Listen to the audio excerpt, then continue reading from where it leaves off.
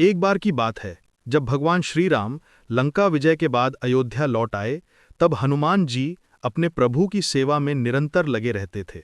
उनके हृदय में केवल राम नाम की गूंज थी। परंतु एक दिन उनके मन में एक प्रश्न उठा।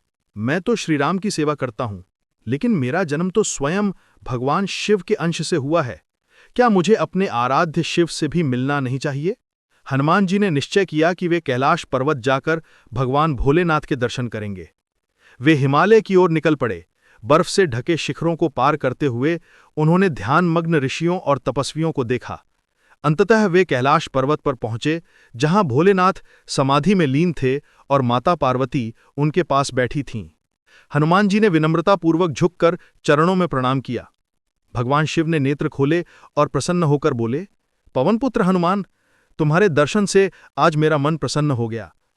तुम मेरे ही अंश से उत्पन्न हुए हो। तुम्हारी भक्ति और निष्ठा देखकर मैं गर्व अनुभव करता हूं।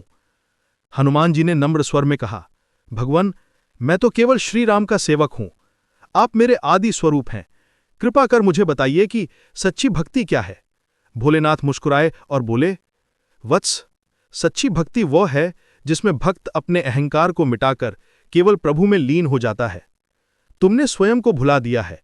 तुम केवल राम नाम में डूबे रहते हो। यही सर्वोच्च भक्ति है।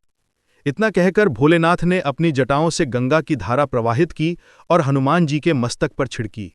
उसी क्षण हनुमान जी का रूप तेजस्वी हो उठा और उनके मुख से हर हर महादेव और जय श्री राम की ध्वनि एक साथ गूंज उठी।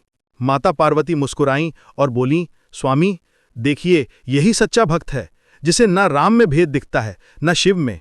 भोलेनाथ ने हनुमान जी को गले लगाते हुए कहा, जहां राम है वहां शिव हैं, और जहां शिव हैं वहां राम है। तुम दोनों के सेतु हो हनुमान।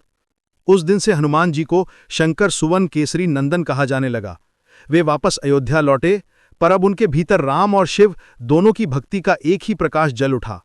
उन्होंने समझ लिया कि भगवान एक ही हैं, रूप अनेक हैं, नाम अनेक हैं, पर प्रेम एक ही है।